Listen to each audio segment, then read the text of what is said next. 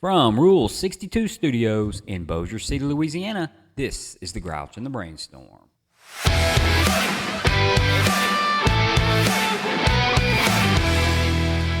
Welcome back. Episode 77. And we have a special guest today, and I'm going to go ahead and be completely transparent. I was not present for this episode. So we're going to pick up with Matt and Jill, and they are visiting with Lacy today. So take it away, guys. All right. Hey, everybody. This is Matt, and I'm with Jill. Hey, guys. And we have Lacy with us today. Hello, Lacy. Welcome. Hi.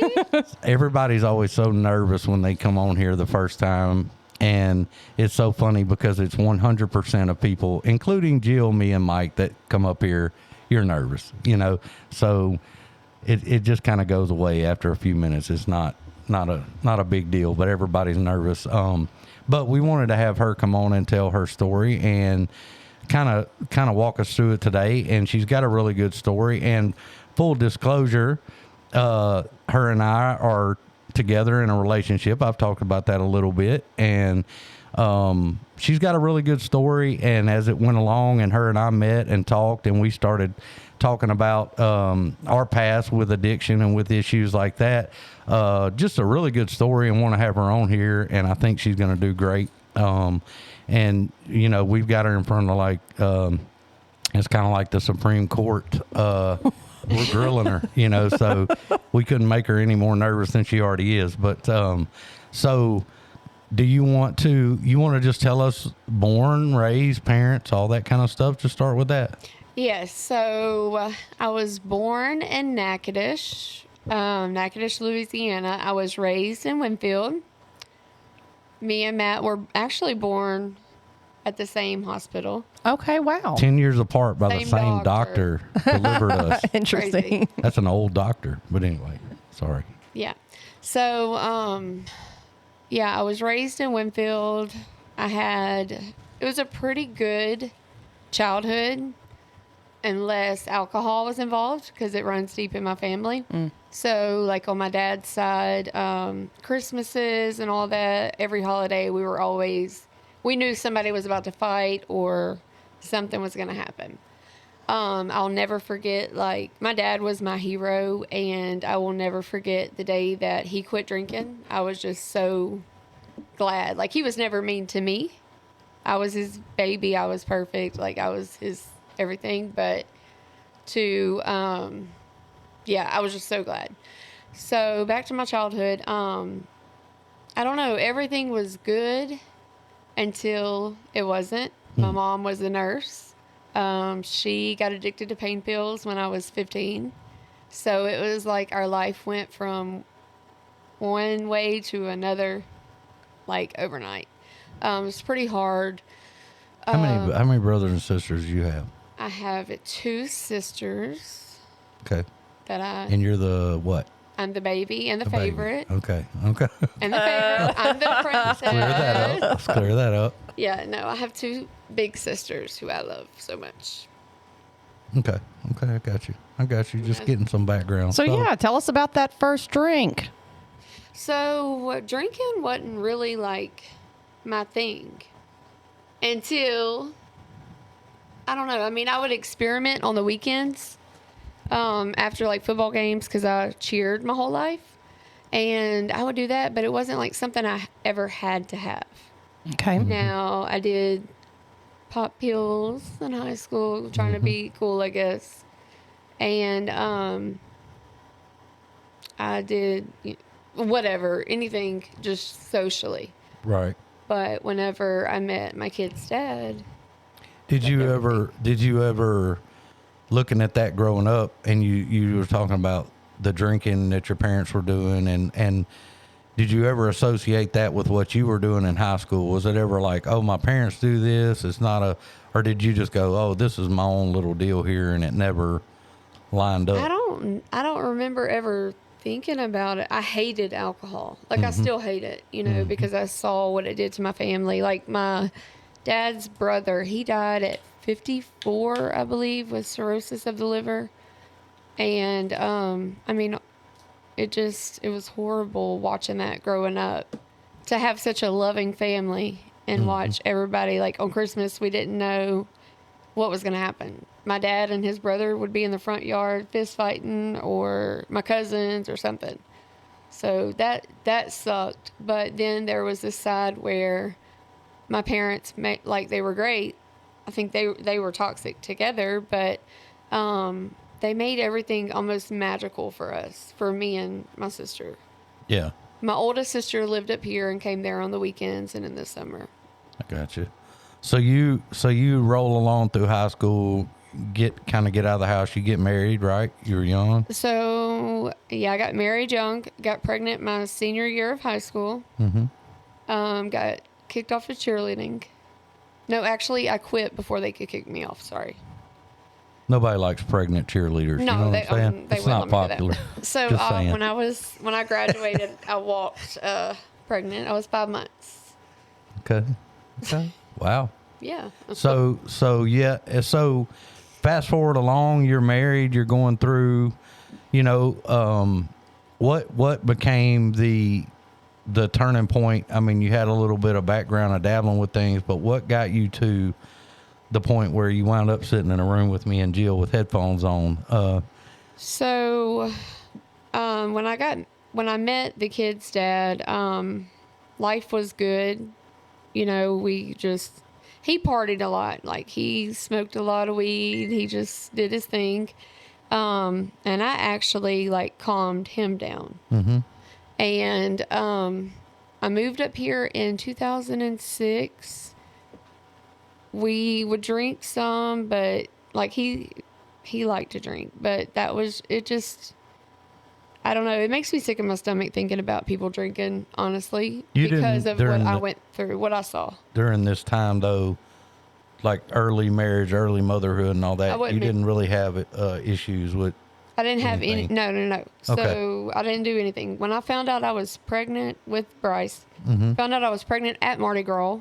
So I didn't know if it was. A lot of people have gotten pregnant at Mardi Gras, Yes. too. Yeah, So- right. Well, I found out I was pregnant at Mardi Gras. Started Gotcha. throwing up and didn't know if it was the alcohol, but it was definitely I was pregnant. Gotcha. So from that moment, and I was just a few weeks. But no, when I moved up here, I was actually going through a lot. My mom had gotten arrested. It was just horrible. She had borrowed money against our house. We lost our house. So when I came to Shreveport and I met, I was with their dad. And when I moved in with their dad, I literally had 3 pairs of cheerleading shorts, the old Sophie shorts. Remember those? Yeah. Those, a pair of Crocs. Okay. And a Chili's t-shirt. Had nothing. My mom just, yeah. Yeah. So I had a lot of resentments for a long time towards her. So y'all rolled along for a while. Everything was pretty normal and Everything level. was great. I mean, we had Bryce in 2007. Their dad worked out of town, but it was great. It was not perfect, but it was good. And then 2013, I was in one of my childhood best friend's wedding. I looked back at my son across the center line, and I hit a car head on, and the passenger was killed. I broke my neck. Then I thought I killed my child. And you were sober at this time. Yeah, this I wasn't was a sober. DUI thing. This No, was no, no. just an accident. No, I went down there. My kid, Bryce, wasn't even supposed to be there. So I was in the wedding. I looked in the audience and I saw their dad and my 5-year-old. And I was like, oh my gosh, they surprised me because I thought he was working off. They came in, and the next day, I wanted to stay behind and visit with my dad and my Aunt Donna. And I don't know, he was leaving to get stuff ready to go back out of town or whatever. Long story short, and it was on a Sunday. So, that was the best weekend of my life until that Sunday.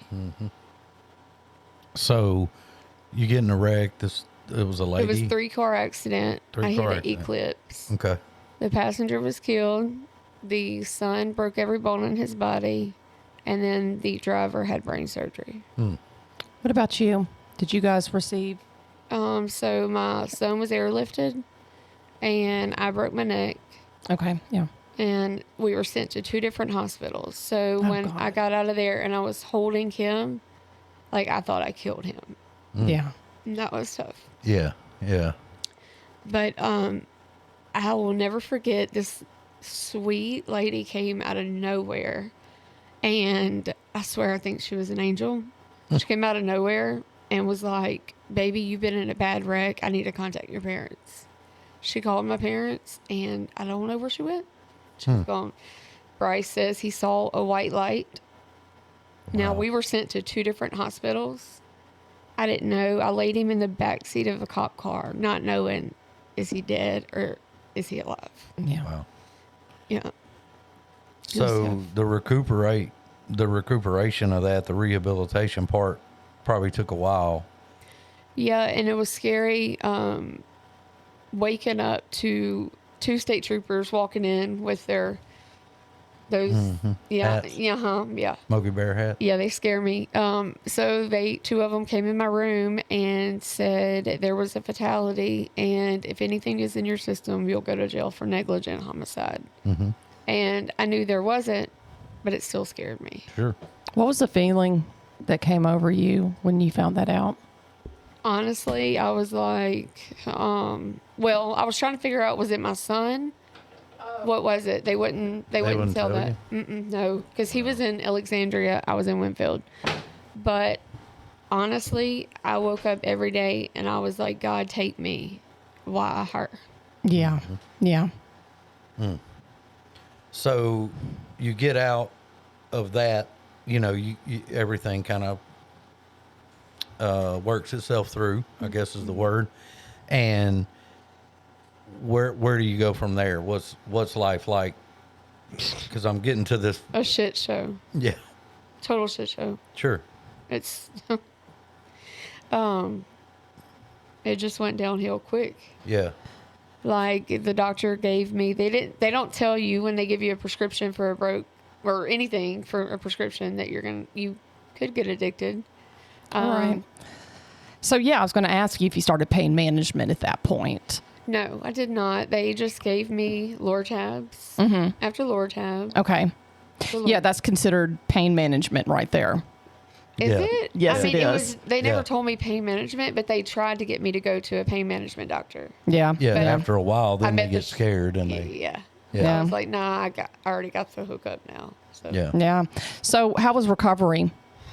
Did you have to go through PT? Probably in a lot of pain. Oh yeah, I wore a neck brace for 6 weeks. Okay. Yeah. Yeah. And then I went back. I was supposed to have surgery, went back, and my neck was completely healed. Okay.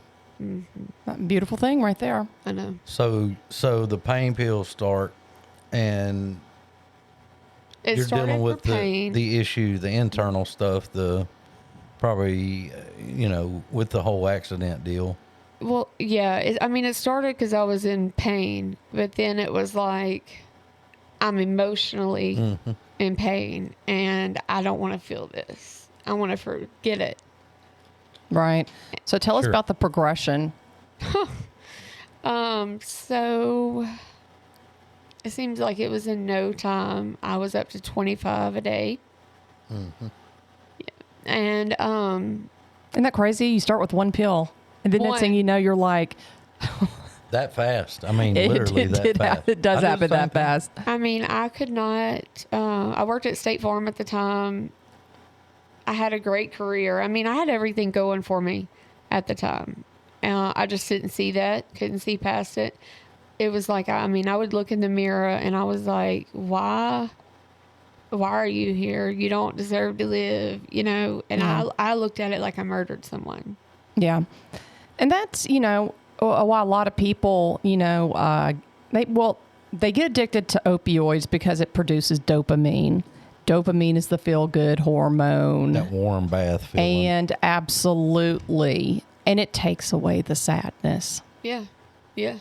Let me ask you this. It's kind of fun because I'm getting to ask you this and stuff I've been wanting to ask you. But Well, ask me. what in that process, of you coming out of that wreck and they give you the pain pills and they do all that, was there people around you that said, hey, you may want to look, we need to get her some therapy. We need to do some things, church, whatever it might be. Like, let's just don't give her a bunch of pills and let her go. I mean, No. Well, hold on. Let me think about that. I don't remember anyone ever saying. and I mean specifically, like, I remember not saying, my oh, we middle. go- I remember Megan telling me. your sister. Yeah, Megan, my middle sister, telling me, Lacy, because she knew at this point what I was doing. Right. She knew, and she was like, Lacy, no. But But you were just kind of like left somebody to deal with holding it. me accountable, no. But- And my ex-husband was not there; he was out of town. Right, right. So it's kind of a way to. So it sounds like there was a divorce as well in this period. So Oh yeah. more pain, you know, and more escaping. So he All dealt of with that. it. We were together 16 years. He dealt with it for 7. And then And he was done. Mm-hmm. Okay. And I thought I was not going to make it. And now I'm just like, thank God. He dropped me off at Brentwood. Okay. Yeah. What year was that? 2018? 19. Okay. You got sober in 18. Okay. Plain Yeah, and I'm a simple. frequent flyer. Oh, I was too. Yeah, he dropped me off there. And I used to say that I would never give up on anyone. But I've been through every angle of it. Like, seeing my mom go through it and my middle sister. Seeing my oldest sister. Seeing so many people in my family. To hating it. To getting married to someone else. And he's in active addiction. Yeah, that's why they say don't get in a relationship for a year. But me, I thought that the big book said everybody but Lacy. Like, just Me too. It those, does, doesn't it? Where's Mike when I need him? We can look that up. those rules didn't apply to me. I just Yeah. didn't. Well, think. we don't think that is we don't think about the worst case scenario. We're still making impulsive decisions and not, thinking about, the outcomes yet. And, I did the same thing. Yeah. Yeah. So Yeah. you're not alone. I can probably bet a lot of other women and I was men gonna have say, too. Yeah. Yeah. And how many times with the stop and start with the ex-husband and family of we got to get you lined out here? How many times was it a stop and start, Brentwood or whatever it might Until, be? like, the last time? Until the last time. Okay, so I went to CADA 3 times. Let's see. CADA 3 center. So it was multiple. I mean, it was like. Then, I'm including Brentwood, so like 5 or 6. Monroe. Oh yeah, that saved my life. Okay. Okay. And then during that, so I get out of rehab. Oh, and I went to jail, so we'll throw that in there too. Accounts. Yeah. So what happened? Oh, so You like that? So I had 2 possession charges. Pills. Yeah. Yeah. Yeah. And one, I was just out of my mind and decided me and the ex-husband were going to, he found what I was pissed because he found my stash of Xanax. And Xanax made me, I thought, just, I don't know what, little boozy or something because I just went crazy. Yeah. Does quite the opposite. Yes. So, oh hell, I lost my train of thought. Please go ahead. Okay, so my mom. Okay, let me back up. I go to rehab. One of the times, get out. My mom had a stroke. My dad passes away. That was in 2016. So I really wanted it more than anything. Like, I wanted to be sober, Yeah. and but I couldn't. I just could not do it. I could not do it. And I grew up in church. I grew up knowing God. I thought I knew God. I just didn't. That's who I choose to call my higher power. And then I forgot to mention also, right after my car wreck, I get pregnant with Trace. So I forgot that part. So you go to Brentwood that time. He drops you off or whatever. That's the last time. Right, the last time. And then you go to Monroe to treatment. Yes. Correct? Yes. Okay. And there's people out here that are not just in addiction, but there's people that listen that have family that have everybody knows somebody that's got something to do with this, right? But I remember family members, I'm not going to single them out, but I had family members look at me and say, this is just willpower. You can just stop. Why don't you just quit? And I looked at them and said, I cannot stop. I cannot stop. I being the key word, I cannot. And I couldn't. And I think a lot of people don't understand that. You're saying, I wanted to get sober so bad. You wanted to do all these things so bad. That was in 2016. Your sobriety date, by the way, she just had 6 years a week ago, her year is 2018, of August of 2018. So even though you want it so bad, 2 years later, you're still dealing with it. And I think that's what people don't take into consideration. This is a battle, you know? Well, it is, but also having that support. Like, I didn't have that. My parents are gone, or my mom got put in the nursing home at this time. My dad's sister, who was like my mom, she passes. I do have my sisters, but one is in Texas, and it's just, and then Megan is, like, they're tired of me. Sure. I couldn't even go to my own grandmother's house. Yeah, sure. You know, if they were just, they were done. But I just didn't have support. I didn't have anybody not holding my hand, but holding me accountable and just telling me like, hey, this was an accident. You did not mean to take somebody's life. I didn't know anything about working a program. I thought AA was a cult. I did. Sure. A lot of people do. Yeah. I did. I mean, I researched it. I YouTubed it and stuff. But I didn't. I mean, like my thoughts. I just thought I didn't think you got sober. I just thought you went there to bitch about it. Yeah. I really did. Yeah. So it sounds like you're in treatment. So tell me what getting sober was like and what you did to do that and stay that way. Okay, so, gosh, I had not felt so free. You know, it was just so much freedom and like true happiness. I used to think I couldn't go around anyone without having some kind of substance in my system at all. I was like, I can't do it. I can't. So I went to Monroe and I went there, and on the way there, I was on the phone with my sisters, and I was like, I'm going and fighting for my family. And little did I know, Lacy doesn't know anything. God already had this all mapped out. Yep. And so anyways, I go there, and the love and just the support that I found there. Like when I walked through the rooms, like I had never felt that. It was like, I don't know. I can't explain it. It's just genuine. It's pure. It is. There's no, when you start, that was the kicker for me. And that's why we were wanting you to get to this point of what you're talking about, because you said you didn't have support.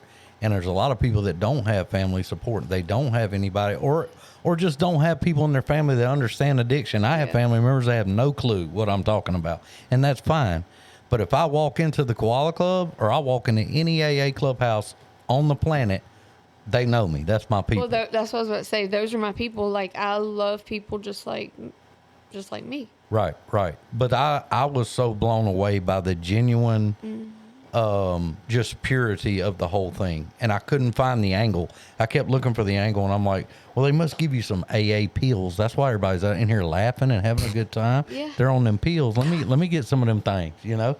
And I didn't understand it, but I hung in there because I didn't have any choice. It was death or that. So, well, yeah, it was life or death for me. I was actually, I don't have another relapse in me. I don't, I'm an extremist. So I'm definitely just, I know that I just didn't have it in me. I wouldn't make it back. But yeah, it was the genuine love. But when people were like, "Hey, I love you," and I'm like, "Hold on, Yeah. if you tell me you love me, you want something grab from my me." wallet. Yeah, you're like, You know? I don't know you. Yes. What are you up to? Right. And I forgot to mention this too. So, before I went to Monroe, the ex-husband decides, he's tired. He doesn't want to do this anymore. Kicks me out before the Brentwood time. Puts me on the streets. I'm not your street girl. That's not me. But it was the scariest thing. But I have to be thankful for that today. But I went through a lot. I overdosed, got raped, literally almost sold to sex trafficking, and I went through a lot. And with that being said, though, I'm grateful for that. Like, I believe that God had a plan all along, and it was to get me to where I'm at today. Yeah. And so many people need to hear that, because, it says we don't regret the past or wish to, shut the door on it. And, a lot of people in addiction have gone through some pretty traumatic things. And like you, I'm grateful for it. Mm-hmm. Yeah. Because it's what I don't know. It's like I grew from that, and it's all that pain and misery and whatever all that was, the trauma got me to where I am now. And as I've gone along in the program too, I used to look back and I go, why do I have to be homeless and in a nut house with no clothes on and no shoelaces to just get it? Why did I have to go to that extreme and destroy my family and destroy relationships and all this stuff? But you know what? Now that I understand me a little bit, yeah, that's what it took. So It takes what it takes. it does. And everybody's bottom is different. sure. Yeah. But what happens is, and I want to get to this in a little while with you, Lacy, but what happens is we say these prayers and we have a higher power and we want our higher power to use us to do things. What happens is those situations that I didn't look back real proudly on and shouldn't, they come up now with people that are wandering in the door and they go, man, I don't know if I'm going to, and I go, oh yeah, I've done that. That's Right. Well, we can give other people hope with that. Yeah. And I go, oh, God was using this at the same time. And I didn't know it until right this moment. And I go, oh, I got you. So, or just I meet somebody and I go, this is my friend over here. He's I know the background. And so, yeah, so I know it took things because God needed to use them to do what he needed to do. So. And pain's a great motivator. Ooh, It is. Lord, That'll get you to yes. change some stuff pretty quickly. It takes a lot of pain for me, though. I have a high I tolerance. think it probably Me took too. a lot for all of us in the rooms. But don't 'Cause you we're ever- a bunch of hardhead Yeah, people. and we're special. We're special. So, But we are the best people.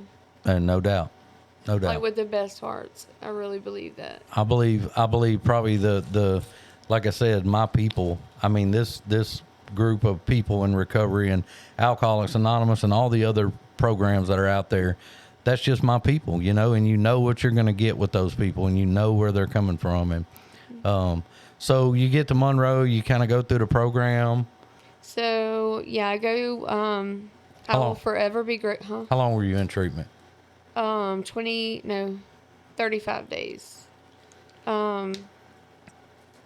I went to Pecan Haven, and I will forever be grateful for that place. It was just amazing. And y'all, looking back at it now, I've lost so many people. Mm-hmm. So many people. Oh, yeah.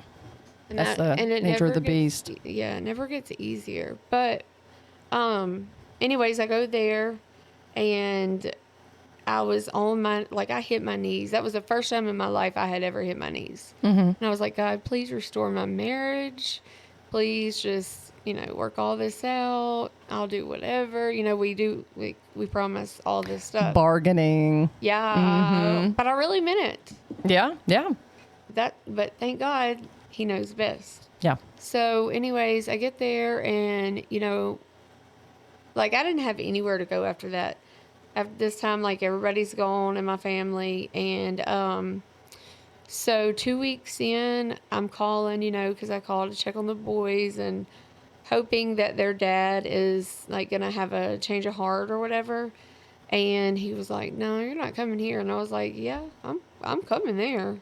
But no, couldn't come there. And so I ended up, it was like God was like, "No, this is what you're going to do.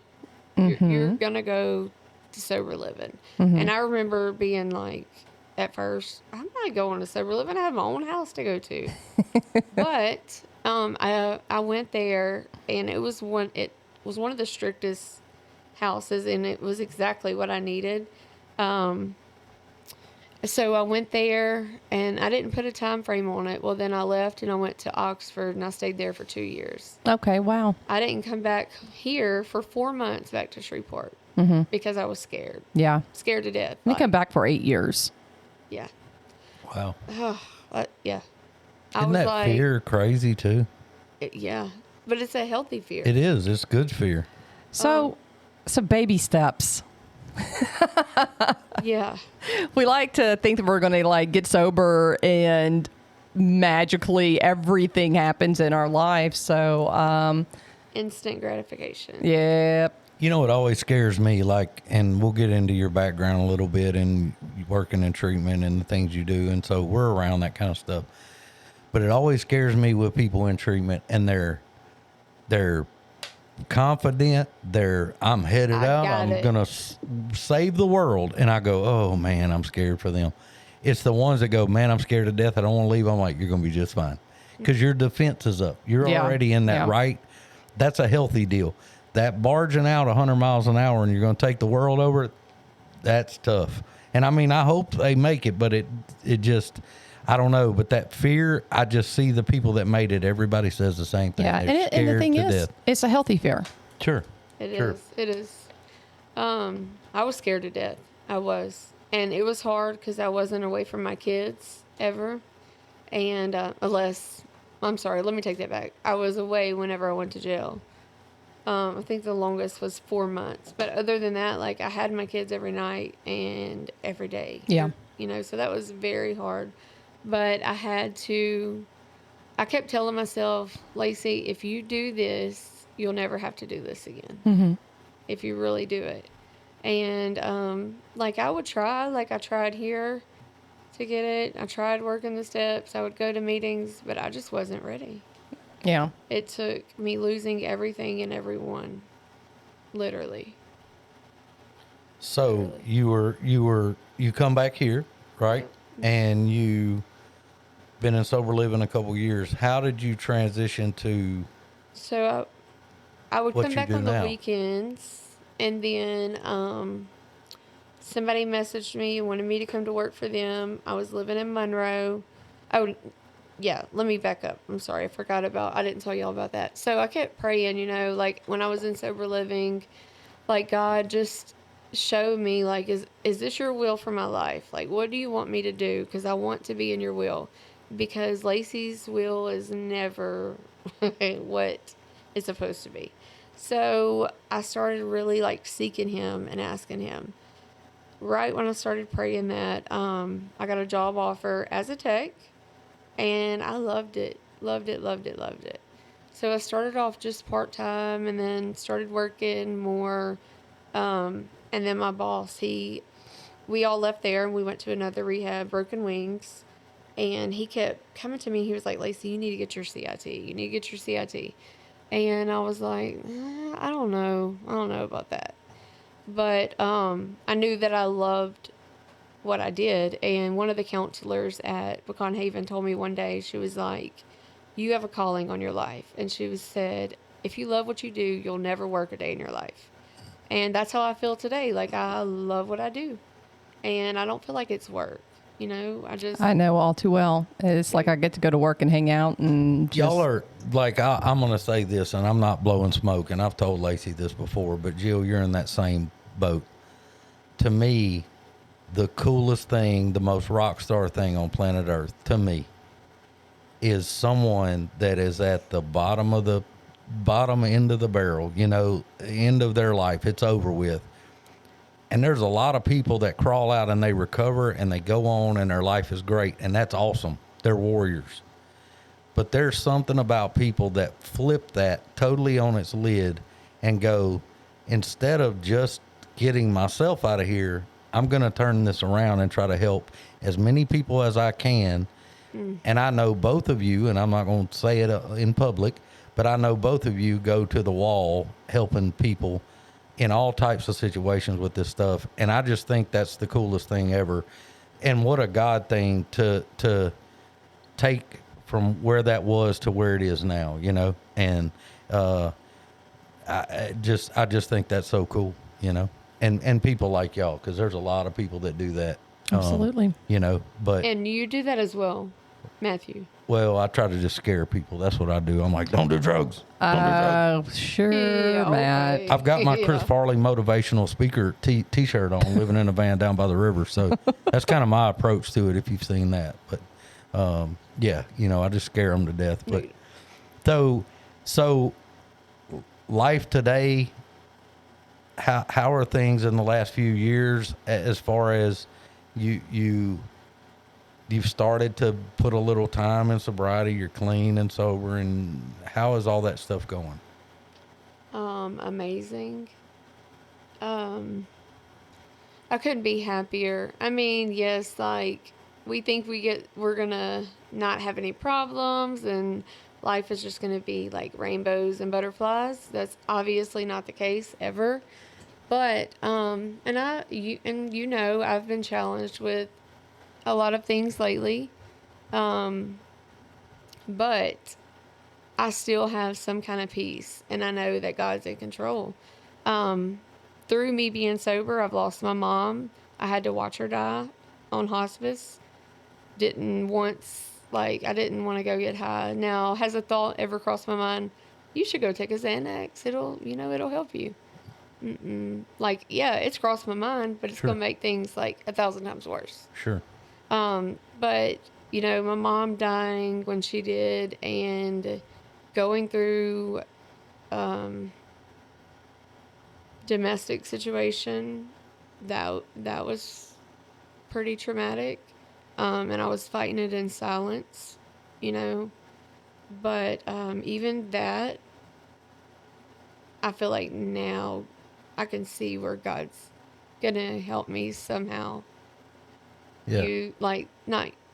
He's going to use me somehow in that situation. I just Sure. don't know how yet. Sure. It's fun to kind of hang out and wait too, you know? Yeah, You never but know. I don't like waiting. Yeah. I can attest to that. A whole But isn't other- it cool, like looking back over all the years and watching it? And like at the time, you were just like, you know, get the speed up. And then you look back and you're like, wow, what a beautiful thing, you know, looking back and watching it all unfold and how everything happened just the way it was supposed to. Lacy just had to get out of the way. Well, like so to go back, you said your prayer going to treatment was, let me get my family back, let me get this back, let me get that back. Yeah. But then later on your prayer was Demands. what? Yeah. All of them. But your prayer shifted after you were there a little while, and you said, "What's your will to be I done surrendered. here?" I fully surrendered. Sure. And You have to. I think at some point we all come to that moment in recovery, somewhere hopefully early on, and go, you know what? This is a total shit show. I have made a complete mess of this. I'm just going to do this little bitty thing right in front of me, and I'm going to just grind that out as best I can, and let the person who's supposed to be in charge take care of it, and me get out of the way. And I have those moments still today where things are piling up, and I go, I know this is leading to something, but like, I will literally sometimes look at the sky and go, really? Like, really? I mean, do we have to keep piling? Like, how much do we have to do at one time, you know? Yeah. And that's okay, because it does. And I grew up in church. My dad was a pastor, and I had this given a box with the check marks of the God checklist on it of, this is God, this is what he does. And I was given that and had to take that. And I never really put that together with life. you know, in my adult life and later on in life. I just don't know about all this. And it took me getting in a treatment center, and there was a guy named Andrew Blunt, and I'm going to say his name because he was a tech.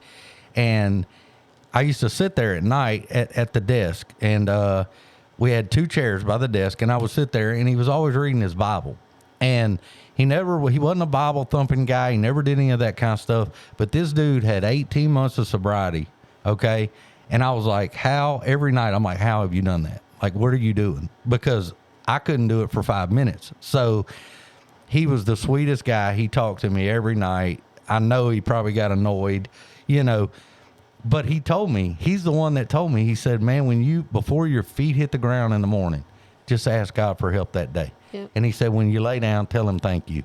And he said, the rest of it, he said, try to help somebody else and get out of yourself. And that was it. It was very simple. But I started in a treatment center doing that. And I had no idea who I was praying to, what I was praying to, what was going to happen. But I knew it was death if I did the opposite. And it was so simple for so long. And it really still is. My prayer, I pray very simple. But the aha moment, if you will, was I got a 30-day chip in a treatment center. It was one of them cheap white poker chips. Like, they didn't spend any money. Like you buy at Walmart, you know, the red, white, and blue. They gave us one of those little plastic chips. That was my 30-day deal. And I remember sitting there with it that night in my room, and I was just like, oh, my God. Like, 30 consecutive days. And this is a big deal. Like, and it was just me sitting there. There was nobody else there. There was nobody, you know, and I just remember being like, something's going on here, because I can't argue with the evidence. Wow. You know? I was not there at 30 days. Well, I wasn't, let me put it this way. This is horrible. I hate everything. I stayed there. I stayed in that place for 90 days. I got out, and then I get this sponsor, and he's been on here. And I get this sponsor, and he tells me the same thing. You need to pray every morning. Pray that God helps you through the day, that you don't drink and use.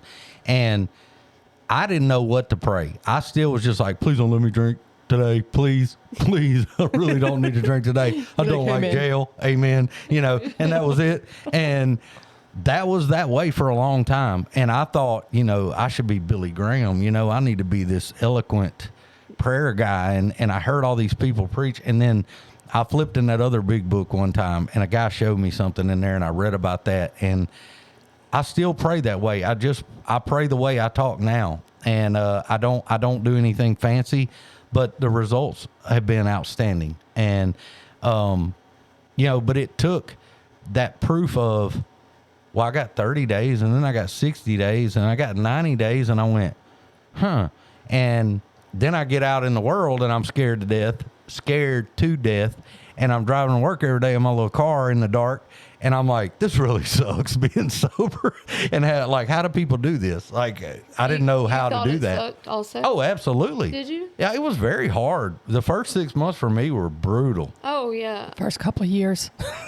Yeah, I mean, it was probably a year before I had done the 12 steps. I probably did them by about the time I got out of treatment with 90 something days. And I was probably 9 or 10 months clean and sober when I finished the 12 steps. And I started to it coincided with that. Things eased up a little bit. I started to see a few results of things, and they were little things, but it was internal stuff with me that had always been there, that I was like, okay, this is easing the up a real little problem. bit. Yeah, the self-hatred, you know, Yeah. that's one.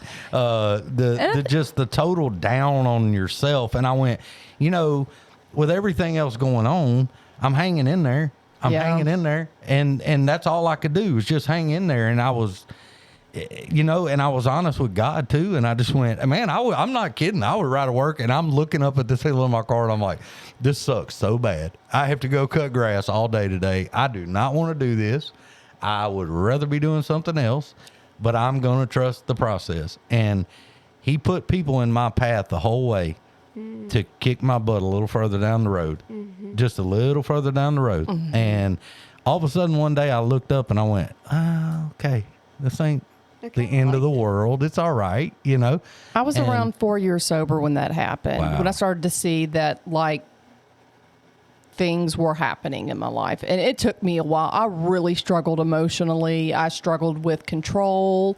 It took me a long time to really just give it up to win, you know? Yeah.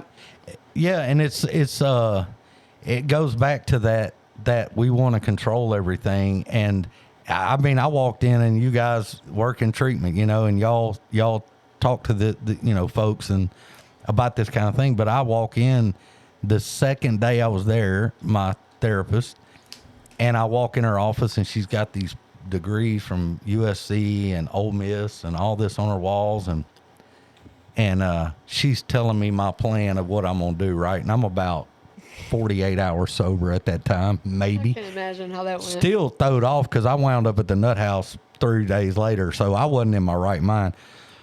But she starts telling me all this stuff, and I said, all right. I said, look, we'll give it a year. You know, I'm going to do this for a year, but after that, I'm going back out. Y'all don't understand who you're dealing with, what you're dealing with.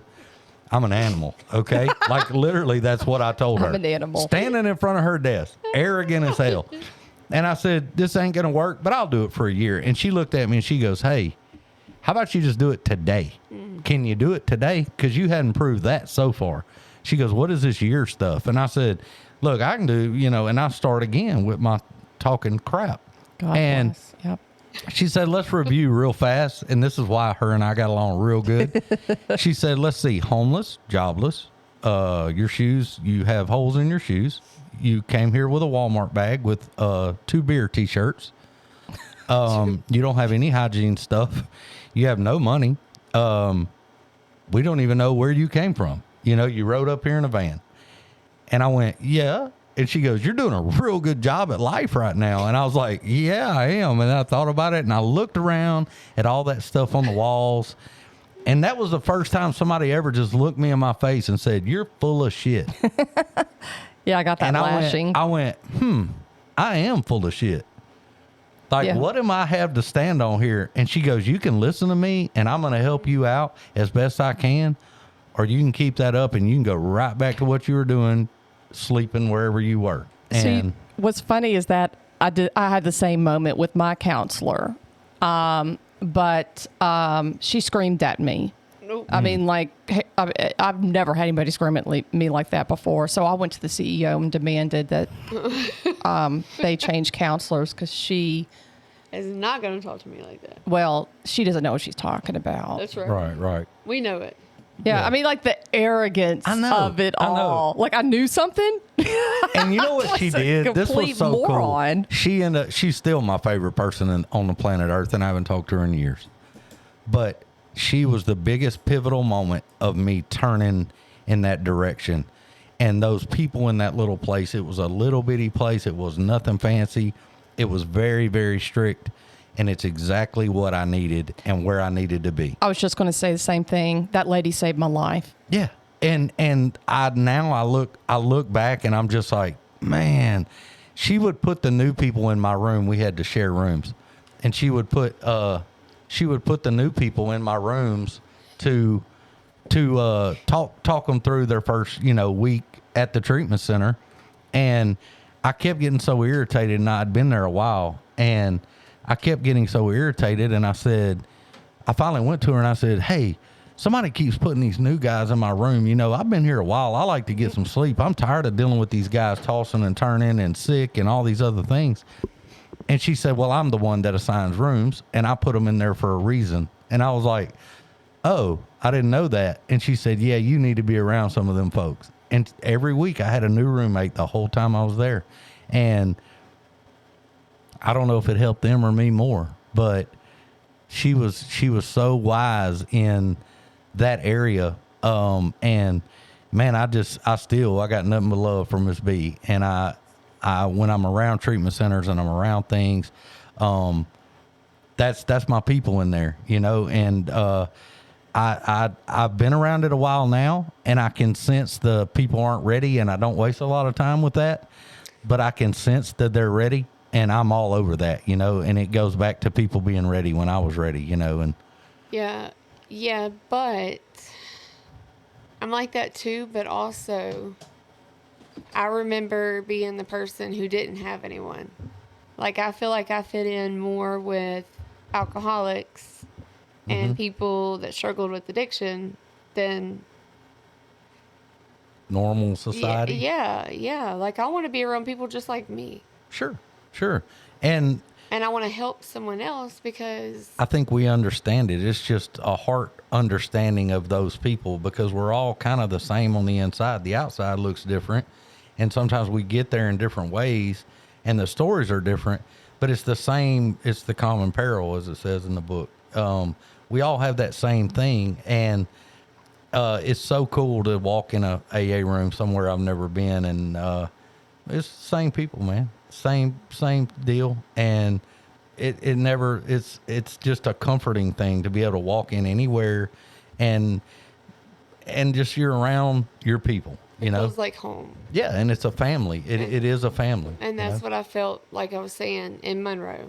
Like, you know, going back to losing my family of 16 years or 10 years of marriage, 16 years of being together,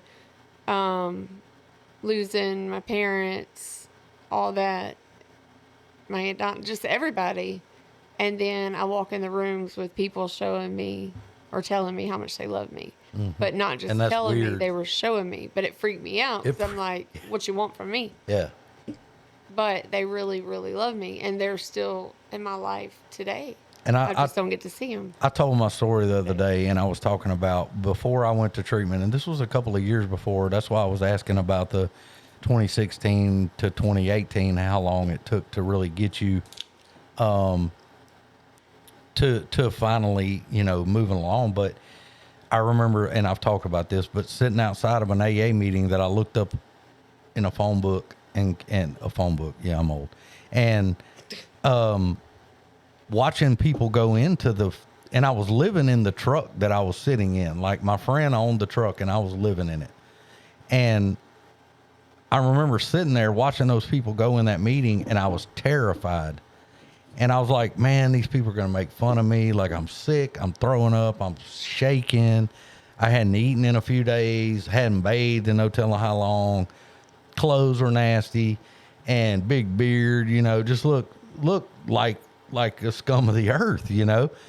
And I just remember watching those people go in and they just looked that glow of like they had their life together, you know? And I went, I'm not going in there. Like they're going to make fun of me. They're going to do something. They're going to throw me out. And it couldn't have been further from the truth. And I wish I would have went in there because I probably could have saved a few more years there. And looking back on it now, you know? Yeah, but there's a reason for everything. Sure. And I think that reason, and I think all of us, that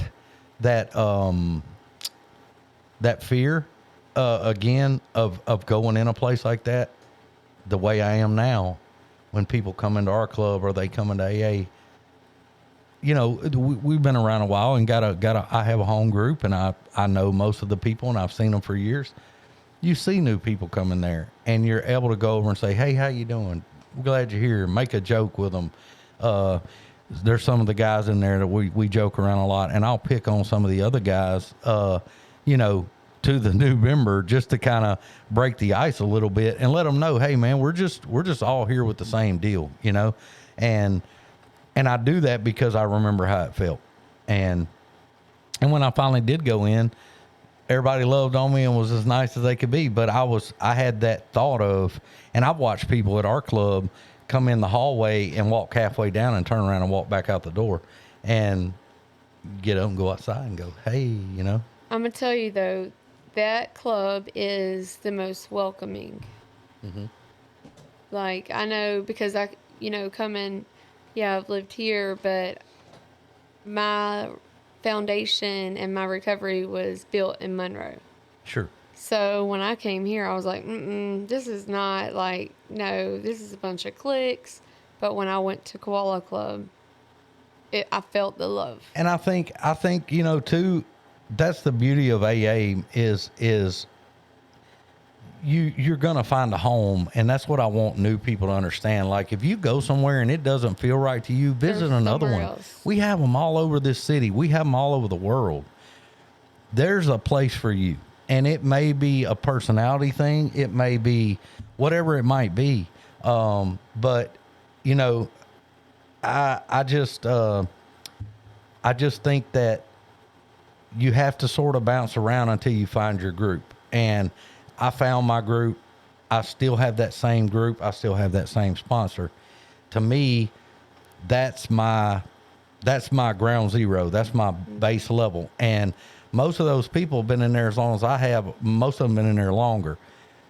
But some of them have not been. And they're great friends now. And they've been in there a few years. And any of those people at any time, I can go to them and say, I'm having an issue here. Can I talk to you? And we can sit down and talk. And they know me because they know I've been in there. They've heard me talk about divorce and kids and losing jobs and everything under the sun. They've heard all that. They know my story. And that's why I encourage people, bounce around until you find your people, you know? Yeah, don't give up. And also, I never knew how freeing it would be to work the steps. Mm-hmm. Like, this is my 4th time. Wait, will this be my 4th or 3rd time to work them? But I've realized each time that I work them, I find something else out about myself. Sure. So you don't just work the steps one time and then you're done. It's a way of life. Sure. And that too, especially 1, 2, and 3, I got to get up every day, every single daggum day, because Matthew is a handful. And when he gets left alone with his own little stuff, I can make a mess of it real quick. And I have to get up every day and know who and what I am, good, bad, or indifferent. And when I admit that, and when I know what I am, then I can build on life from there. And I can accept that that's what I am. And I, you know, for me personally, when I did 1, 2, and 3, it was the easiest of the 3 steps that I did, because I was at that point. There was no issue with understanding powerless over drugs and alcohol. But I know a lot of sponsees struggle with that, and they don't want to admit, or they don't want to give total credit to the substance having a hold of them, you know. And that one, the more we fight it, the harder things get and the longer it takes, you know. But so back to you on your journey. So you go sober living, right? Mm-hmm. You're doing that. You were there 2 years? Yes. 2 years in sober living. Okay. Mm-hmm. And you were working in treatment? Working in treatment as a tech. I was there 2 years. Went through something in Monroe, and I went in there saying, I'm not staying here past, 30, whatever. Mm-hmm. I didn't know how many days I was going to stay at first, but I went in there putting a time frame on it. And then it was like I said, God was like, nope, this is what you're going to do. And then at that moment, I knew I fully surrendered. Mm-hmm. And I still have my prayer journals from rehab. I have all that. And I have like my resentment letters, my process letters, everything. And the prayers, everything that I prayed for back then is the life I'm living today. Wow. And I remember praying, like, I just read this before I left the last treatment center that I worked at. But praying years ago to help people. Like I knew that I wanted to help people one day, but I couldn't even help myself. Yeah.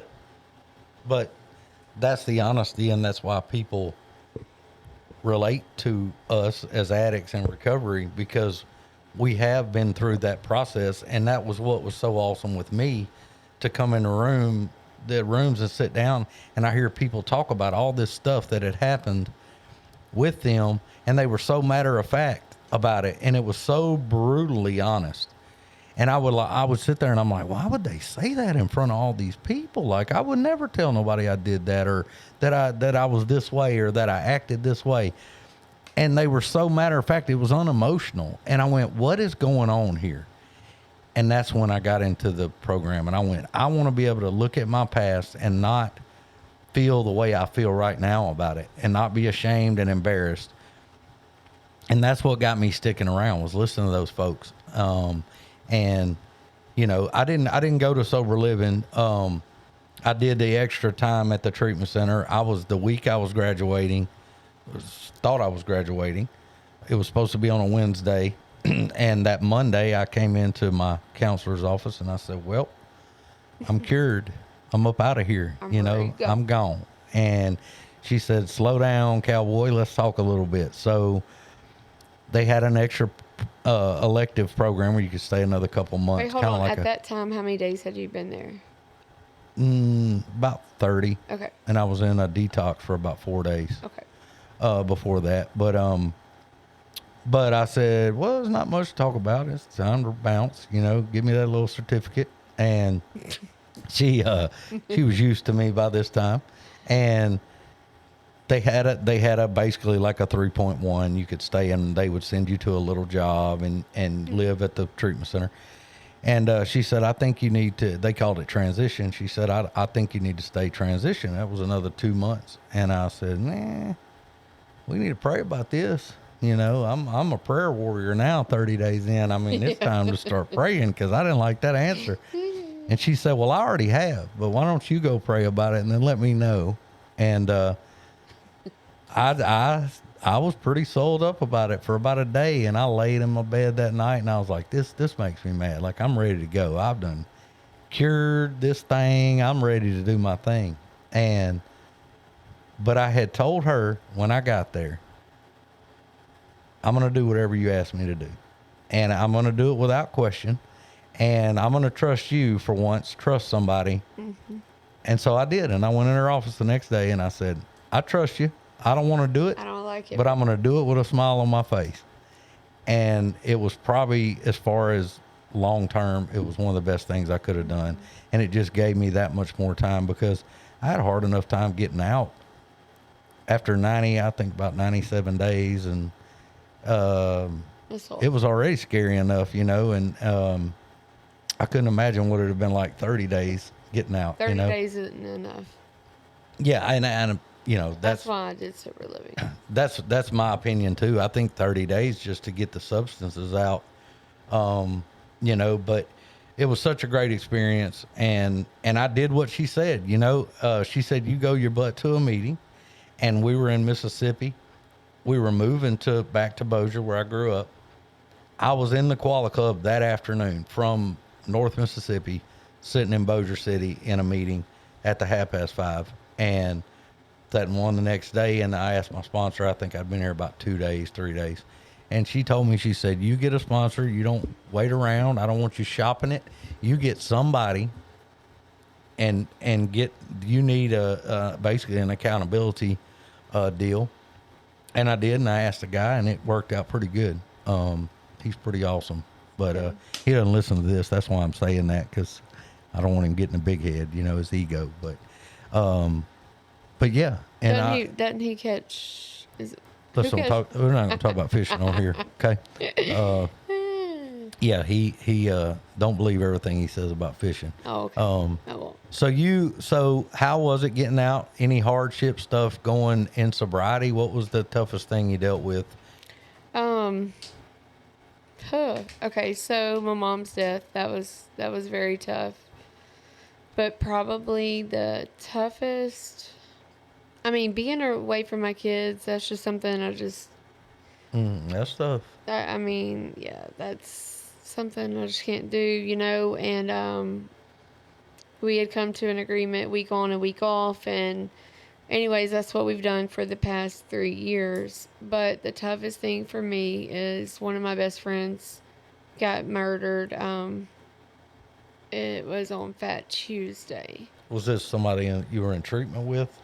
Or you knew them from treatment or work? Or So we were in Marksville together in treatment in 2000 and, 14 or 16. 14? No, it was before. I don't know. Right after my car wreck. And she was there for me through some of the toughest times, and and her mom asked me to speak at her funeral, and that's something that I spoke about. You know, we really bonded through a lot.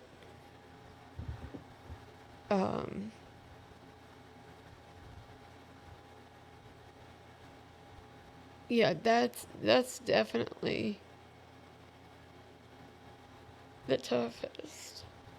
It's hard dealing with things in sobriety, and especially early sobriety, when you haven't built the tools yet to deal with. But I mean, that was just a few months ago. Yeah. Well, but you have to build the tools, you know, and sometimes we don't know to build those tools until we have it dumped in our lap, you know, and that's tough. And I mean, I guess I thought, you know, death is all I've ever known because someone's always died or they've always walked away. Mm-hmm. So I felt like I could handle that, which I did. God carried me through, but it's still tough. Sure. Very tough. Well, and we're getting to the wrap this up, and I'm glad you came on here. I've been wanting you to come on, and we're gonna have you back some more too. But, and we'll spread more personal news as it goes on too as well. Yeah, I'm very glad you came on, and I'm glad that you kind of got this out, because there are people that everybody we get on here is different, and people need to hear that, you know. And so it's very brave of everybody that comes on here. We love having people on, and it's they come on nervous, and they end up leaving. They're like, it wasn't too bad. So It wasn't bad. thank you for coming on. Thank you.